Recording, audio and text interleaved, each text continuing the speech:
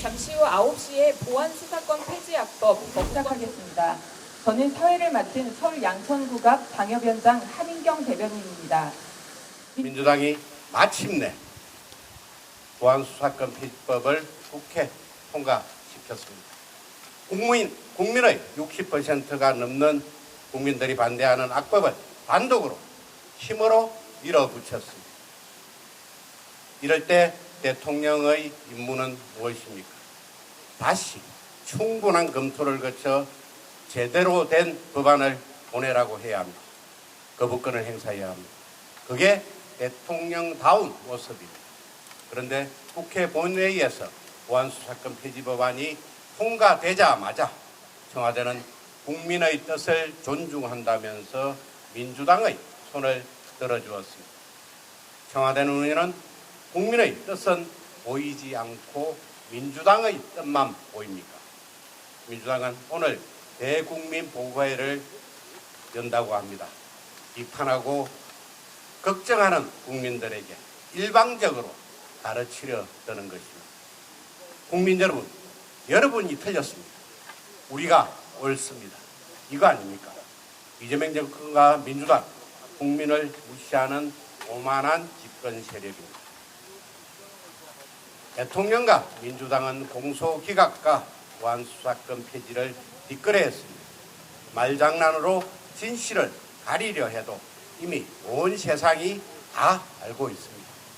이런 판국에 국회 존중이니 대국민 보고회니 그저 국민에 대한 기만일 뿐입니다. 얼굴이 두껍고 속이 시꺼먼 즉 면후 심헉 말 그대로 부엌의 경지입니다. 이미 국민은 문재인 정권의 검경수사권 조정 이후 수사 지연과 사건 핑퐁으로 엄청난 피해를 보고 있습니다. 여기에 보안수사권마저도 폐지한다면 사법개혁의 활용 점정입니다.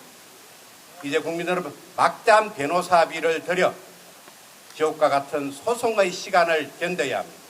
똑같은 범죄 피해자라도 경제력에 따라서 겪어야 하는 고통의 무게가 달라지게 됩니다. 부 앞에 평등은 사라지고 재산 앞에 불평등만 남는 것입니다. 장윤기 사건에서 경찰은 증거인멸을 도와주고 사건 축소를 도왔습니다. 민주당 출신 강선우 의원에게는 경찰은 모든 혐의에 대해서 불송치 결정을 했습니다. 권력자는 파렴치한 범죄 행위도 간단하게 수사 종결되는 세상. 하지만 권력이 없으면 끔찍한 범죄를 당해도 진실을 알기 힘든 세상. 돈 없고 힘없으면 법의 보호도 받을 수 없는 나라. 이것이 바로 문재인, 이재명 민주당 정권이 만든 정의 없는 나라입니다. 조금 있으면 이재명 대통령이 해외 순방을 마치고 귀국합니다. 잠시 후 대통령이 이곳 청와대로 돌아오면 가장 먼저 챙겨야 할 일은 본인의 재판 취소를 위한 민주당과의 추악한 거래를 중단하는 것입니다. 공소취소, 공소기각, 연임 개헌 등등등 본인이 받아야 할 재판에서 빠져나가려고 몸부림칠수록 오히려 자신을 옥매일 뿐입니다. 자신의 범죄를 더 큰 제약으로 덮으려는 우를 범하지 마십시오. 보안수사권 조치가 필요하다. 이재명 대통령 본인이 한 말 아닙니까? 제2요구권을 행사하십시오.